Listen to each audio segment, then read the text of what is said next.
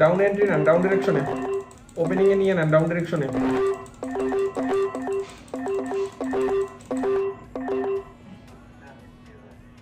আচ্ছা দেখা যাক, মোটামুটি একটা ভালো রিস্ক নিয়ে নিছি।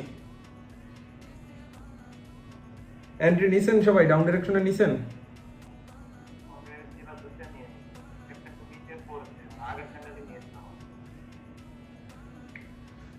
আচ্ছা দেখা যাক।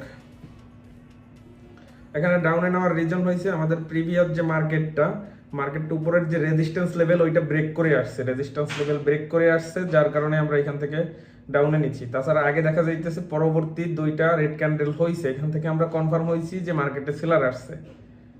সো এই ওয়েতে আমাদের ডাউনে ট্রেড নেওয়া, প্রফিট চলতেছে।